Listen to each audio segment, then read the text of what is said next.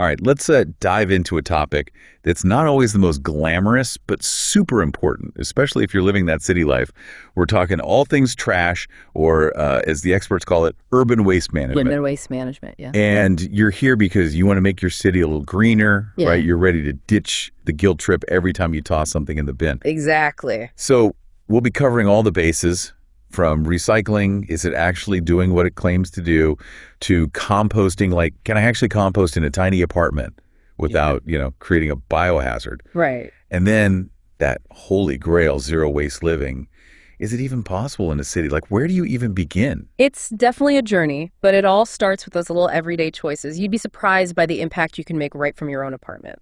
Okay, let's break this down, starting with the one we all think we know, recycling. We rinse, we sort, we feel good about ourselves, but is it really making a difference? I mean, does that plastic container actually get a second life, or is it just ending up in a landfill somewhere anyway? It's a great question, and honestly, it really depends. One of the biggest things that messes up the whole recycling process is contamination. Like tossing a greasy pizza box in with the paper or a stray plastic bag in your glass bin. That can totally derail the whole thing. Oh, so those little slip-ups actually have consequences. Big time.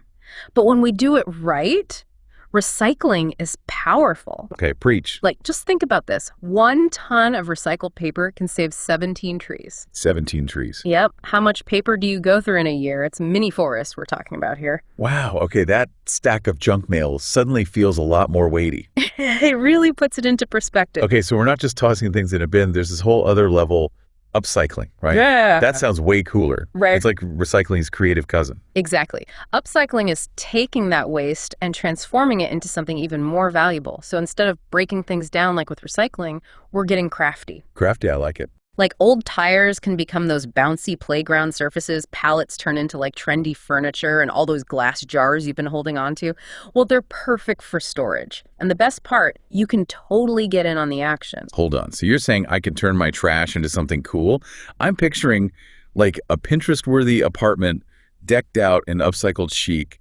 How do I sign up? Well, community workshops are popping up all over the place. You can learn to turn old containers into planters, use discarded materials to make wall art, or even transform wooden crates into those raised garden beds everyone's obsessed with. Okay, that's going on my to-do list for sure. But even with all this recycling and upcycling magic, there's still that unavoidable food waste. Which brings us to our next adventure, composting. I've tried this before, and let's just say it wasn't pretty. Let's just say there was a smell, and not a good one. Yeah, composting definitely has a learning curve, but it doesn't have to be a nightmare. Okay, good. And the benefits, they make it so worth it. Okay, tell me more. Well, first off, it drastically cuts down on what ends up in landfills. And those landfills, they're major sources of methane, which is a greenhouse gas we want to avoid. And on top of that, you get this incredible nutrient-rich compost. Think of it as black gold for your plants. But what if I don't have a sprawling garden? Which, let's be honest, most city dwellers don't. Is this compost still useful? Totally. You could donate it to a community garden, share it with a green-thumbed neighbor, or even use it for your houseplants. And the good news is, composting doesn't have to be a smelly backyard pile. There are options for city living. City-friendly composting. Tell me more. So you've got vermicomposting, which uses worms. Worms. Wait, I have to share my tiny apartment with worms now. Well, they're composting superstars, trust me. They break down food scraps so efficiently and create this incredibly rich compost called vermicast. Okay, I'm intrigued but a little terrified. What if I'm just not ready for the worm life? What other options are out there? Well, there's also bokashi composting, which uses fermented bran to break down the waste. Fermented bran, huh? Interesting. Yeah, it's great for those small spaces. And it can even handle meat and dairy, which you usually can't compost traditionally. Oh, that's interesting. And then, of course, you have those community composting initiatives. You just drop off your scraps at designated spots, and they take care of the rest. Okay, way easier on my nose than my apartment's ecosystem. But composting aside, can we even aim for zero waste? Isn't that just a fantasy for us city folks? It's a really ambitious goal, but it's more about shifting your mindset than reaching perfect zero waste. It's about continuously working to reduce your footprint. Okay, I like that. So where do we start? Well, it starts with the 5 R's. Refuse, reduce, reuse, recycle, and rot. Love a good acronym. Break it down for me. Okay, so first up, refuse. This is about saying no to things you don't need. Single-use plastics, those freebies, you'll just throw away, extra packaging. It's amazing how much we can avoid bringing into our homes in the first place. So it's about being mindful of what we consume, making choices that align with, actually wanting to use something. Got it. Okay, what about reduce? Well, reduce is all about cutting back on consumption. Yeah. Buying in bulk to cut down on packaging, choosing products with minimal wrapping, resist those impulse buys, It's about quality over quantity. Like, instead of grabbing that individually wrapped snack bar, bake a batch of homemade treats. Ooh, homemade treats. They're healthier, usually cheaper, and you reduce waste. Okay, you've convinced me I'm channeling my inner baker. What's next? Next is reuse. This is where your creativity comes in. Oh yeah, I love this. You can use those glass jars from pasta sauce as storage containers, transform those old t-shirts into cleaning rags. It's amazing what you can repurpose with a little imagination. My grandma will be proud. She was the queen of making things last. Okay, so refuse, reduce, reuse. We're on a roll. All right, and then we've got our old pal, recycle, but this time with a more mindful approach. Okay, how so? Well, make sure you actually know your local recycling guidelines, because they can be different depending on where you live. Right. And remember, no wish cycling. When in doubt, toss it out. And lastly, we have rot, which is essentially composting, our gateway to that black goal. Okay, I'm feeling empowered. Those 5 R's are a great roadmap. But what about supporting businesses that are already doing things right? I keep hearing about this circular economy. Is that just a fancy term for recycling, or is there something more to it? Oh, it's way cooler than just recycling. The circular economy is all about eliminating waste by keeping resources in use for as long as possible. How does that work? Well, products are designed for durability and repairability, and materials are constantly circulating instead of ending up in those landfills. So it's like a closed loop where everything gets reused, recycled, or composted. Exactly. And it's not just good for the planet, it makes economic sense too. Oh, how so? Well, by keeping materials in circulation, we reduce the need to extract new resources and actually create jobs in the process. So think about it. Repairing instead of replacing, borrowing instead of buying, and choosing products made from recycled materials. These are all ways to support a circular economy. Okay, so it's all about being a conscious consumer, supporting businesses that share our values. But how do we know which businesses are actually walking the walk? Look for companies that offer repair services, use recycled materials, or have take-back programs for their products. They're out there. So it's like we have to become sustainability detectives. Exactly. We just have to seek them out and vote with our wallets. But it's not just about what we do at home, right? Cities have a role to play in this whole zero waste thing, too. That's a great point. What can cities do to make sustainable living easier for everyone? Well, cities have a big responsibility to make recycling and composting more accessible. Right. Investing in the infrastructure for that circular economy we talked about, and supporting those businesses that are embracing sustainability. Okay, so what would that look like in practice? Well, think about convenient drop-off points for recycling and composting. Maybe even public awareness campaigns about sorting things properly, incentives for businesses to adopt circular practices. These things can really move the needle. So it's a team effort, right? We do our part at home, and cities create the systems that make it easier for everyone. Absolutely. Okay, I'm getting it. It's individuals, communities, and cities all working together. But before we wrap up this part of our deep dive, I've got a question that's been bugging me. We're talking about reducing waste, but what about the stuff that's already out there, like those mountains of waste? Are there ways to actually deal with that? That is a fantastic question. And luckily, there are some really innovative solutions emerging that are trying to tackle that very problem. You're going to leave me hanging. A little bit. Right. That's where things like landfill mining and waste-to-energy technologies come into play. Okay, now I'm really curious. But let's save that fascinating discussion for the next part of our deep dive. Welcome back to our deep dive into sustainable cities. We've been tackling that mountain of trash, exploring ways to reduce, reuse, and even make it beautiful with upcycling. But what about how we move around in those concrete jungles? Because let's face it, transportation is a big piece of this sustainability puzzle, right? Right. I mean, all those cars spewing out exhaust can't be good for anyone. So are we trading in our gas guzzlers for those shiny electric vehicles? Is that the answer? Well, electric vehicles are definitely part of the solution, and they're becoming more and more accessible. They're getting pretty cool. Yeah, not only are they stylish, but they're producing zero tailpipe emissions. which is a huge win for air quality, especially in those traffic-clogged city centers. That's a breath of fresh air, literally. Right. But even with electric cars becoming more popular, there's still so many of us relying on public transportation. Where does that fit in? Public transit is crucial. Buses, trams, subways, they move a lot of people with a much smaller environmental footprint than all those individual cars. Right. Think about it. One bus full of commuters is taking dozens of cars off the road. Less congestion, less pollution. Exactly. Okay, that makes sense. More people sharing the ride, less impact overall. But what about those of us who are, trying to get our steps in?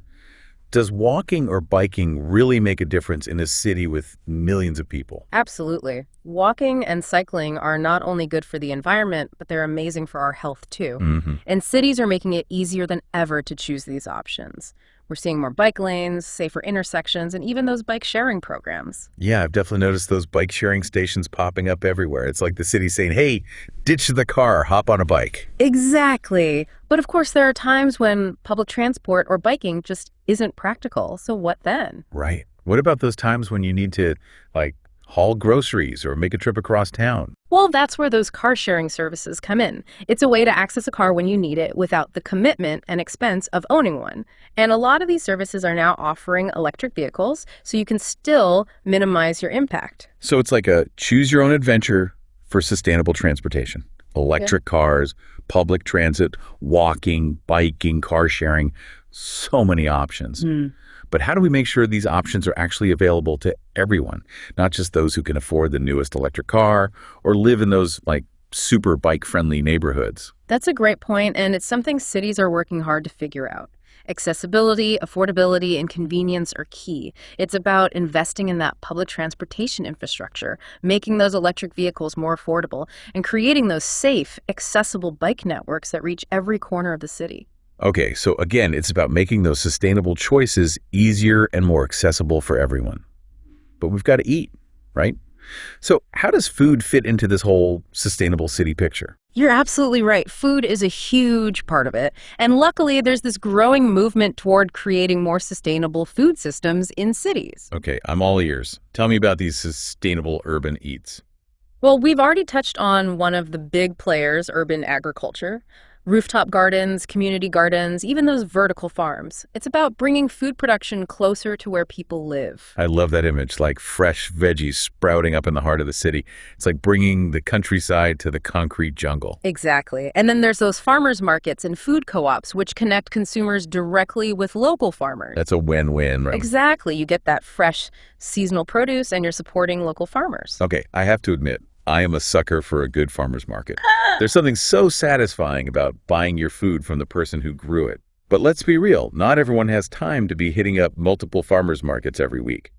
Are there other ways to access this kind of sustainable food? Of course. There are community-supported agriculture programs, CSAs for short. CSAs, got it. Basically, it's like subscribing to a farm. You pay up front for a share of the harvest, and then you receive a box of fresh seasonal produce throughout the growing season. So it's like having a personal farmer deliver fresh food right to your door. Exactly. That's pretty cool. But even with all these awesome initiatives, how do we tackle food waste in cities? It just seems like so much ends up in the trash. Food waste is a huge problem, but there are a lot of innovative solutions coming up. We talked about composting, which is awesome for diverting food scraps from landfills, but there's also those food rescue programs. Yeah, I've heard of those. They collect that surplus food from restaurants and grocery stores and then distribute it to those in need. There are even apps that connect consumers with restaurants, offering discounted meals made with ingredients that would otherwise go to waste. Wow, so many creative solutions. It's inspiring to see people thinking outside the box and, coming up with ways to tackle these problems. But it's not just about individuals, right? What about businesses? What role do they play in making cities more sustainable? Businesses are a huge part of it. And more companies are embracing those sustainable practices. They're reducing their energy consumption, switching to those renewable energy sources, minimizing waste, and even redesigning their products to be more eco-friendly. So it's like a sustainability makeover for businesses. Exactly. And it's not just about being green, it's about being socially responsible too. Companies are focusing on ethical sourcing, fair labor practices, and supporting those local communities. It's a holistic approach, taking care of the planet, the people, and the bottom line. So it's about recognizing that sustainability isn't just an environmental issue. It's a social and economic issue, too. Exactly. And consumers are stepping up, demanding more sustainable products and holding those businesses accountable. It's like a sustainability revolution. Everybody's getting involved. Love that. A sustainability revolution. It feels like there's this real shift happening in how we think about our impact. We've talked about transportation, food, businesses, but what about the actual physical structures of a city, those buildings and infrastructure? How do they fit into the sustainable city model? Well, that's where that concept of green building comes in. Green building. It's about designing and constructing buildings that are energy efficient, use sustainable materials, and promote a healthy indoor environment. So what does that actually look like? We're talking solar panels, green roofs, rainwater harvesting systems, using those recycled and locally sourced building materials. It's creating buildings that are not only beautiful, but good for the planet and the people who live and work inside them. It's like giving buildings a sustainability makeover. Out with those energy hogs, in with those eco-friendly structures. But what about all those buildings that are already out there? Can we make those more sustainable too? Of course, retrofitting those older buildings is a huge part of making cities more sustainable. Things like upgrading insulation, installing energy-efficient windows, and switching to more sustainable heating and cooling systems. So it's not just about building new and shiny eco-friendly buildings. It's about making those existing ones more efficient and eco-friendly too. I'm sensing a theme here. Sustainable cities aren't just about this one big change, but rather a whole bunch of smaller changes, all working together. You hit the nail on the head. It's about a holistic approach, considering everything from how we get around, what we eat, and how we design our buildings. And it's an ongoing process, always learning and new challenges coming up. It sounds like creating sustainable cities is like this complex puzzle with all these moving parts, but also like kind of an exciting challenge. What are some of the biggest hurdles that cities face in becoming more sustainable? Like, where do things get tricky? That's a great question, and it's something we'll dive into in the next part of our deep dive. Oh, come on, you're going to leave me hanging again. Just a little bit. All right. We'll be exploring those challenges of balancing economic growth with environmental protection, addressing social equity issues, and building resilience in the face of climate change.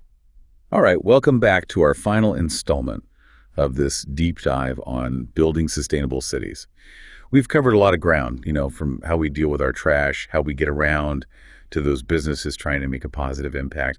But now I think it's time to talk about, the heart of it all, the community. Because what good are those fancy green buildings and electric buses if the people living in these cities aren't, actually thriving? You're absolutely right. We could have all the best technology and infrastructure in the world, but without these strong, resilient communities, those efforts just aren't sustainable in the long run. It really comes down to the people. So it's like baking a cake, right?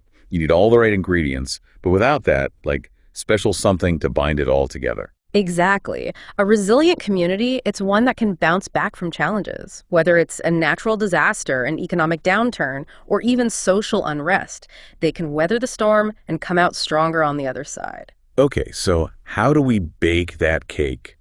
What are those secret ingredients to building that kind of resilience? Is it just about being, prepped for the worst case scenario? Preparedness is definitely a big part of it, but it's also about something called social capital. Those connections and that trust and those networks that exist between people. It's the glue that holds a community together, So it's like having a built-in support system, knowing your neighbors, looking out for each other, and having that sense of belonging. Exactly. When people know and trust each other and feel connected, they're way more likely to work together, support each other, and find creative solutions when those challenges pop up. It's fostering that sense of shared responsibility for the well-being of the community as a whole. Okay, that makes a lot of sense. But how do we actually build that social capital? Is it as simple as organizing, like a block party? Block parties are an amazing start. It's about creating those opportunities for people to connect and interact in those meaningful ways. Think community gardens, volunteer groups, book clubs. These are all great ways to bring people together and build those relationships. And it's so important to create those spaces that are inclusive and welcoming to people from all walks of life. Right. Diversity is key. Different perspectives, experiences, and skills. Those things all make a community stronger and more resilient. Absolutely. When people from different backgrounds come together, they bring this wealth of knowledge and ideas to the table. It's about fostering that sense of belonging and celebrating those unique contributions of each member of the community. Okay, so we've got this social capital as our foundation. What else is crucial for community resilience? What else do we need? Communication is absolutely key. During a crisis, people need to know what's going on, where to go for help, and how to stay safe. It's about having clear and reliable communication channels in place. So things like emergency alerts, community forums, or even social media groups? Exactly. And then there's resources: food, water, shelter, medical supplies. Those are all essential during an emergency. For sure. So how do we make sure communities have access to what they need when they need it? Yeah, that's a good question. Resilient communities, they have plans in place to access and distribute those essential resources. This could mean things like stockpiling supplies, creating community gardens, identifying potential shelters, and working with local organizations to coordinate relief efforts. So it's being proactive and prepared, not just reacting when something bad happens. Exactly. It's about anticipating those potential challenges and putting systems in place to address them. But it's not just about the logistics and the resources, it's also about leadership. Having strong and compassionate leaders who can guide the community through those tough times, that's crucial. So we need leaders who can inspire, motivate, and bring people together, even when things are rough. Absolutely. Leaders who can build consensus, make tough decisions, communicate effectively, and maintain a sense of hope and purpose.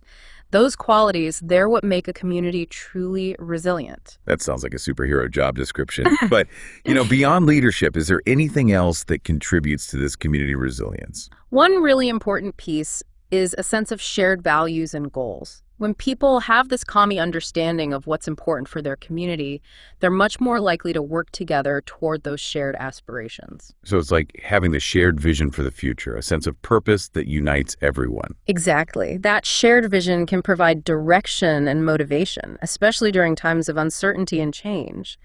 It's recognizing that we're all in this together and working collaboratively to create a community that thrives for everyone. Wow, this has been quite the journey. We've explored so much, from, like I said, the nitty-gritty of dealing with our trash to the power of community. It's clear that building these sustainable cities is a complex, multifaceted endeavor. And it's a journey that needs all of us to participate. Individuals, communities, businesses, and policymakers. Everyone. It's about making those conscious choices, advocating for change, and working together to create a future where both people and the planet can thrive. So let's keep learning, let's keep innovating, and keep pushing for a more sustainable world.